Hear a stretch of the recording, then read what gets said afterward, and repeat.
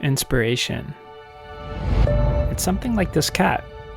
This ever so shy, eccentric, and very evasive creature. It's something you wish you could have around with you all the time, but it just seems to come and go unannounced, and you can never really control it. There are certain things you can do to get it to come back, but it's always a constant struggle to get it to remain with you at all times.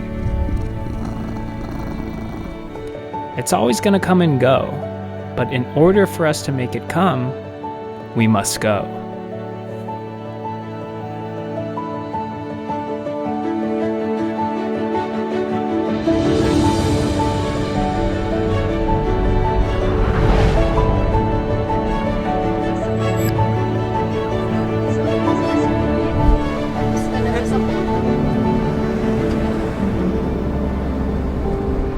Today's adventure consists of 4 individuals all searching for some sort of inspiration. Whether it's inspiration in the creative field to stimulate our forms of art, or be it something as simple as escaping day-to-day anxieties and finding the reason to live. Whatever it may be, at some point, inspiration will arrive. But where that inspiration will come from is something that we'll find out through the duration of this trip.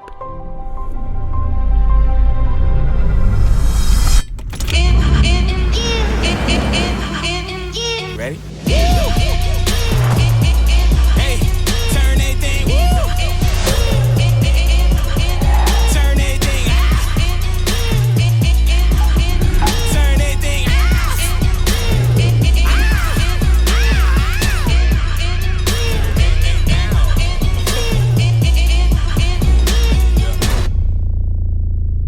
Oh, you was recording that? Did you keep that? Okay, sa wakas! It took us 2 hours to leave. Pero ang message sa akin ni Kuya Wee, Christine, American time, mom. sabi ko, diba? True. In fairness, it was half Filipino, half American time. So instead of leaving an hour after the call time, we left like 30-45 minutes after. Because half Filipino, half American time. Alam mo na, we haven't even been driving. Wala pang isang oras pa. Nagsi-CR si Bebe! Nagsi-CR ka na naman! Hindi mo marunong mag-flush. Okay. Parang yun din yung nakaraan. Oo nga, hindi ko siya mahatak, matigas eh. What is it with girls? Ihi kayo ng ihi. Hindi ka naman, umiinom ng tubig, pero ihi ng ihi. Ba't ganun? Umiinom ako. Ganun? Okay na, tara! Road trip!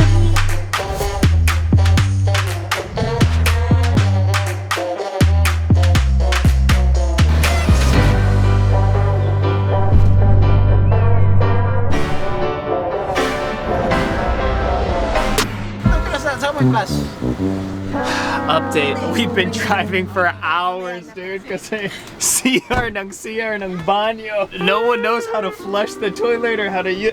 Shavina! Gabi na!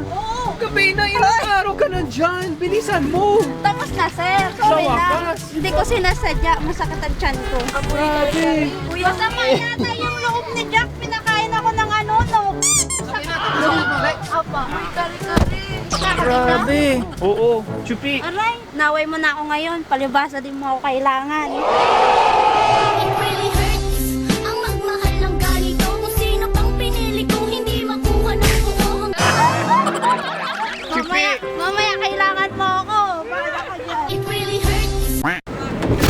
Ay. I mean, at least it's safe, you know. Hindi namin kailangan mag-stop, mag-human contact, mag-gusali contact sa kahit anong bagay. Kasi may CR dito. Kaso, CR. Matigas eh. Ng CR. Masakit ang tiyan ko. Ng CR.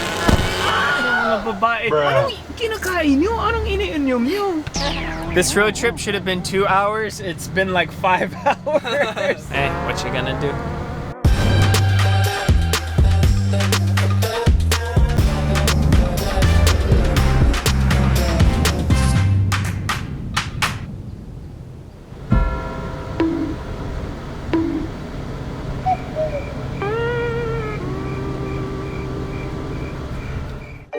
Hours later. We can create a perfect world in our heads.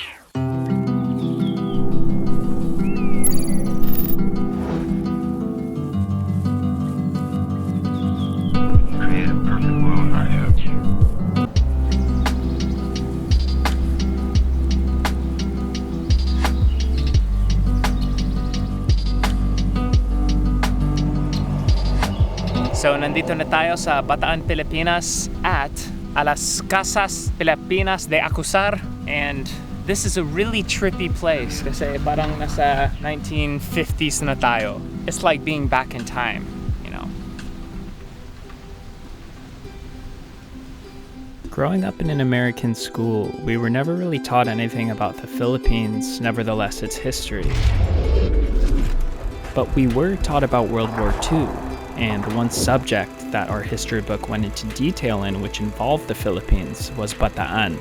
Particularly the Bataan Death March and what the Filipino and American forces had to endure against the brutal actions of the Japanese Empire.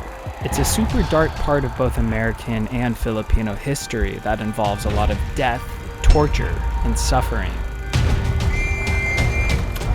However, there are a lot of unique stories that came out of these atrocities, stories of triumph and resilience from the Filipinos and Americans working together to overcome evil. Stories that'll make you proud to be both Filipino and American.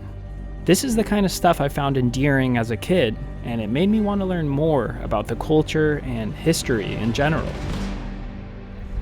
Nakapag-decision ako na pumunta dito sa Bataan kasi mahilig ako talaga sa mga World War II history. As in, napanood ko ng mga libong, hundreds of documentaries, and I've read a ton of books about World War II. I'm a huge World War II buff, and you know, it's something different from the usual beach vibes, island vibes type thing, you know. This place is super rich in culture. It's a really fascinating thing, yung kulturo ng Pilipinas.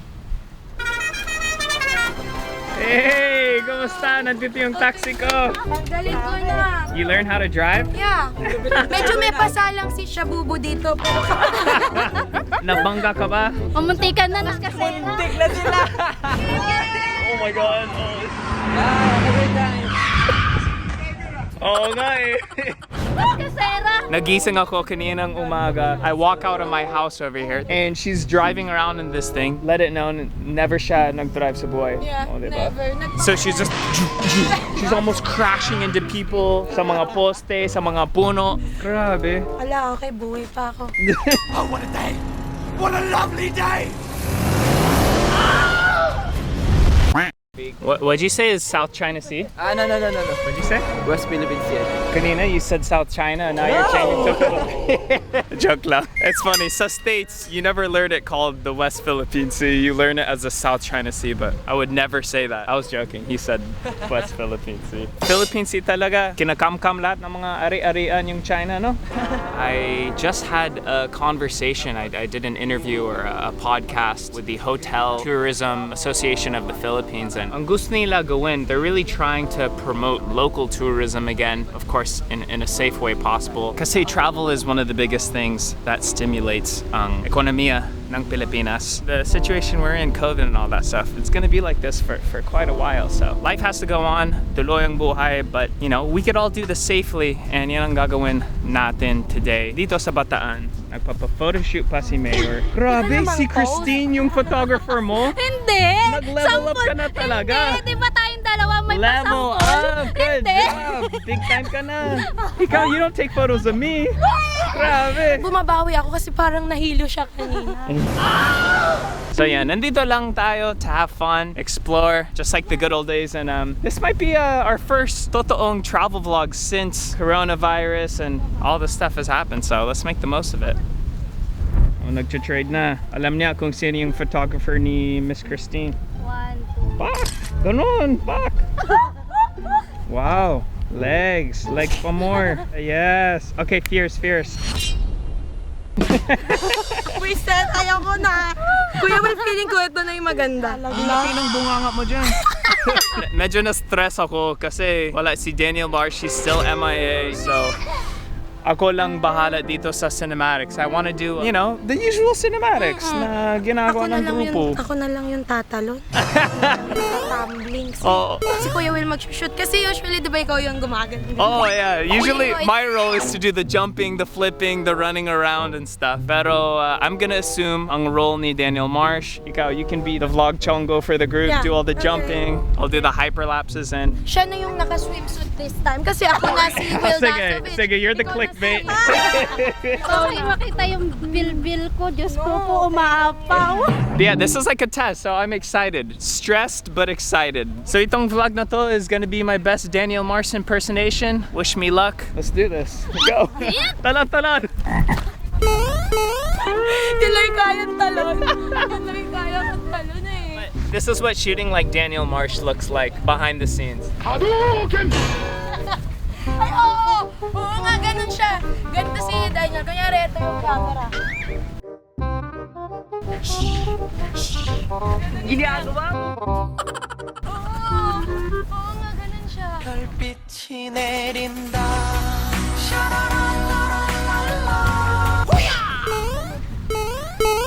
Young exercise for the day.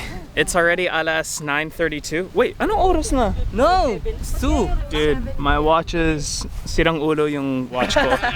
Sige, puro petiks kayo, tara. This isn't a vacation. Actually, this is a vacation, but still, we gotta, you know, make the most of it, right? Kape muna tayo para we can get the creative process going. Yan ang isa sa mga pinaka-importanteng bagay para sa cinematics is you have to have, you know, the crazy coffee going through your brain. Ate, ang cute. Sobrang cute po, ate. Stop again.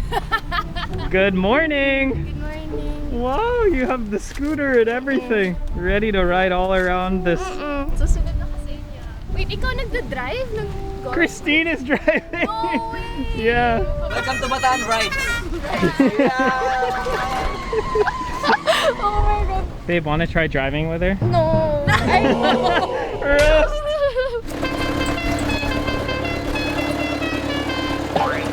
Boy, Bye! Have a great time! look at her driving away.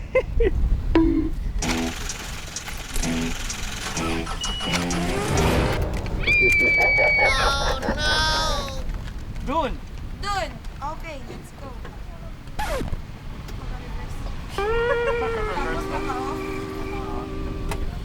Tama ba? Kuya, di ba kakanan lang tayo dito? Hala, Wait, taka lang. Magda-drive ka ba? U-turn lang. You have to U-turn? You can barely drive. How are you gonna U-turn? Promise, magpustahan tayo. Kaya ko or hindi? Kaya ko to. Kim, padaanin muna natin sila.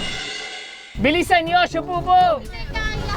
Kawawa sila, may traffic dito. Ano ba to, EDSA? Ayan na.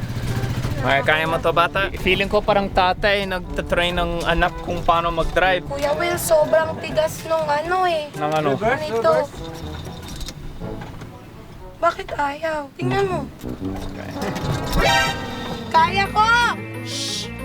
Sige. Ayaw! Lobat! Lobat!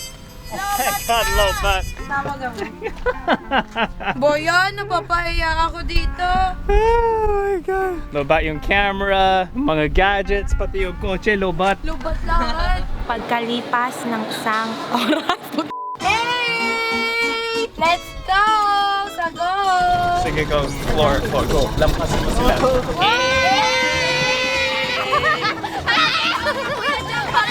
Meanwhile.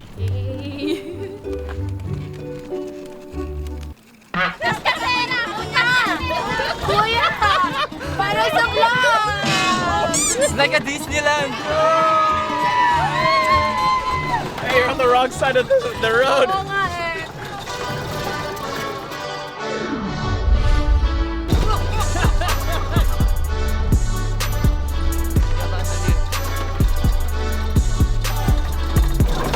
I'm the king of the world.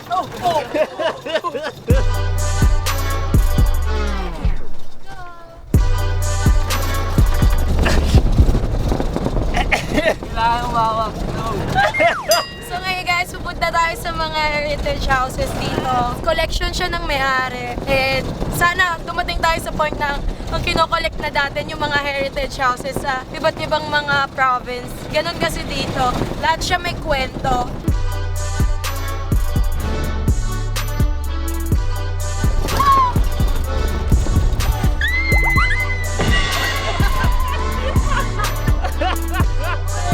Oh my God.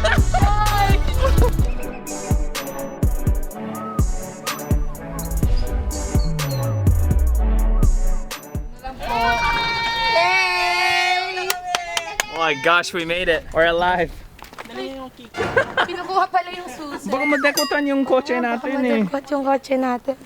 How is it? Ang saya dito.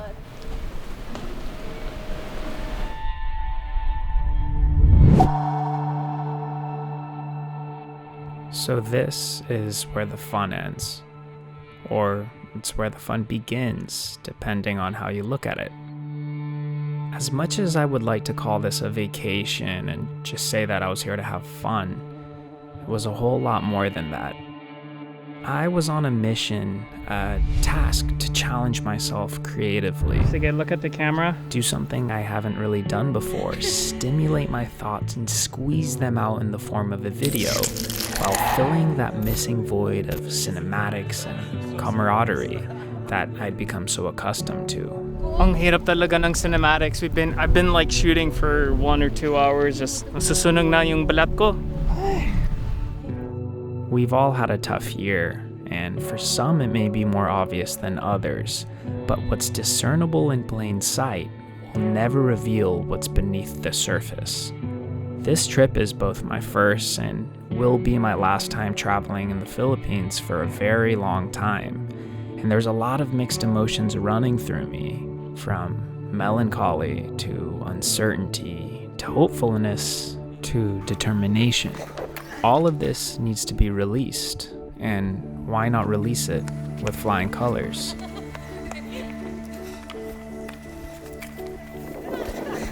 This is when the coffee kicks in.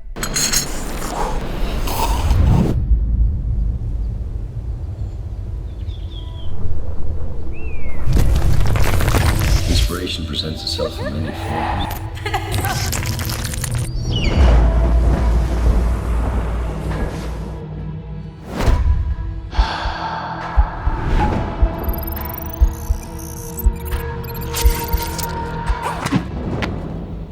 Let's do this.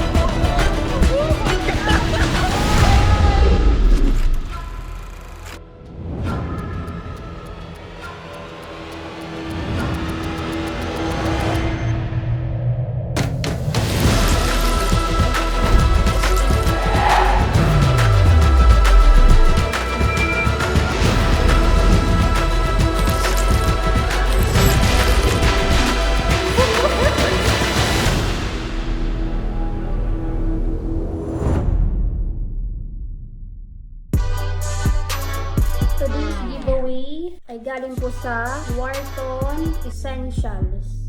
Uy.